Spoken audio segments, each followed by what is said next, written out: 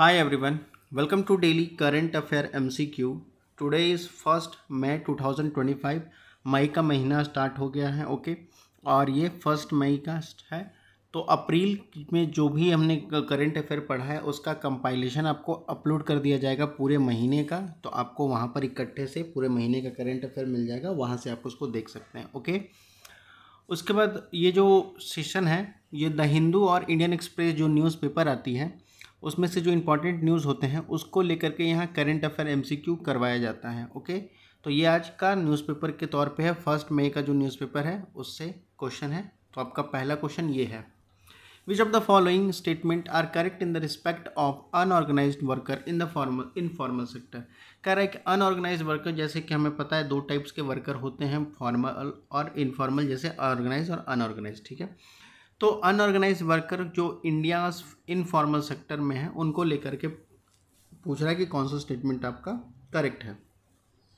पहला कहता है unorganised worker specially migrant lack of unionisation and collective bargaining power. कह रहा है अनऑर्गेनाइज वर्कर जो होते हैं वो स्पेशली माइग्रेंट होते हैं, मतलब बाहर से आते हैं, एक प्लेस से दूसरे प्लेस से आते हैं, और लैक ऑफ यूनियनेशन होता है, मतलब उनमें एकता की जो भावना, संगठन की जो भावना होती है उनमें बहुत कम होती है, ठीक है। और कलेक्टिव बार्गेनिंग पावर होती है उनके पास, ठीक है। सेकंड आपका कहता है unorganise sector in India are provided with the formal contract. उनको एक फॉर्मल कॉन्ट्रैक्ट के तौर पे उनको प्रोवाइड किया जाता है, ठीक है। अब प्रोटेक्शन अगेंस्ट आर्बिटरी डिसमिसल, ठीक है। कह रहा है कि ये जो एक फॉर्मल कॉन्ट्रैक्ट किया जाता है और प्रोटेक्शन किया जाता है उनको आर्बिट्ररी डिसमिसल के तौर पे उनको प्रोटेक्शन दी जाती है ओके, और फॉर्मल कॉन्ट्रैक्ट के साथ ही। थर्ड कहता है doctor B.R. Ambedkar fought for the labour rights and ensure the trade union recognition and right to strike.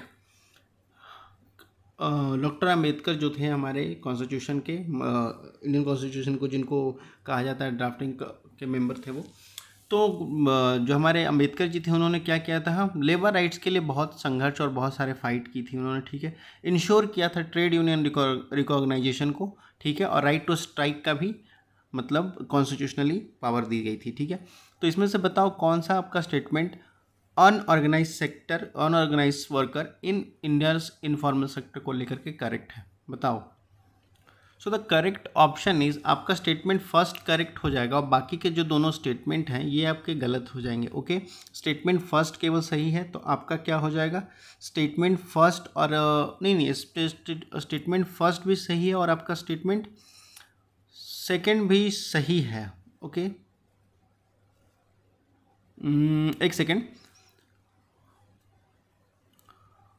Okay sorry, आपका स्टेटमेंट फर्स्ट करेक्ट है और डॉक्टर B.R. अम्बेडकर ये भी आपका थर्ड स्टेटमेंट भी आपका करेक्ट है, केवल स्टेटमेंट सेकंड आपका इनकरेक्ट है ओके। तो आपका सी ऑप्शन हो जाएगा 1 और 3 ओनली, जो कि आपका करेक्ट ऑप्शन है, ठीक है।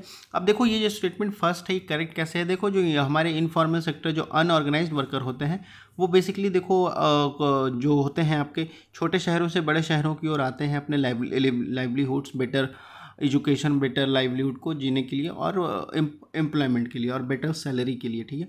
वो लोग होते हैं, लैक ऑफ यूनियनेशन उनके अंदर होता है, संगठन की भावना नहीं होती है, वो यूनियन से जुड़े नहीं होते हैं, मतलब एक कह सकते हैं कि दिहाड़ियों के तौर पे काम करते हैं, ठीक है। कलेक्टिवली बार्गेनिंग पावर नहीं होती उनके अंदर कि मिलके मतलब अपने लिए लड़ सकें और उनके अपने जो उनके वेजेस होते हैं, मेहनताना होती है, मजदूरी होती है, उनके खिलाफ वो लड़ाई लड़ सकें ओके। तो ये आपका स्टेटमेंट करेक्ट है, थर्ड स्टेटमेंट भी आपका करेक्ट है, तो आपका ऑप्शन सी हो जाएगा 1 और 3 only okay.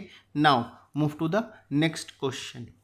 Look, the next question is which of the following is prominent wildlife conservation area located in the Democratic Republic of Congo.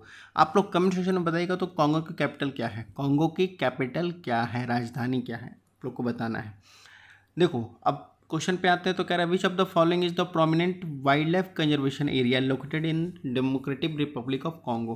Congo में वाइल्ड लाइफ कंजर्वेशन एरिया जो है वो कौन सा है वो आपको बताना है। पहला आपका कहता है सेरेंगेती नेशनल पार्क, विरोंगा नेशनल पार्क, कगर नेशनल पार्क, इटोशा नेशनल पार्क। तो बताओ ये इसमें से कौन सा है जो कॉन्गो का वाइल्ड लाइफ कंजर्वेशन एरिया है। सो द करेक्ट ऑप्शन इज आपका हो जाएगा बिरोंगा नेशनल पार्क। बिरोंगा नेशनल पार्क जो है आपका कॉन्गो का वाइल्ड लाइफ कंजर्वेशन एरिया है, जो कि आगे बात कर लिया जाए तो वो क्या है, यूनेस्को वर्ल्ड हेरिटेज साइट के तौर पे रिकॉग्नाइज कर लिया गया है, ठीक है।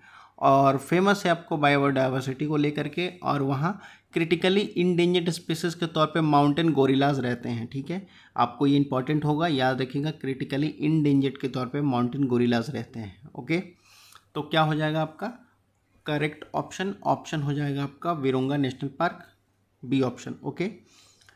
सो that's all for today session. अगर कोई क्वेश्चन या कोई क्वेरी हो तो आप लोग कमेंट सेक्शन में पूछ सकते हो, बाकी पढ़ते लिखते रहो। धन्यवाद। और अप्रैल का कंपाइलेशन आपको अपलोड कर दिया जाएगा। Thank you all.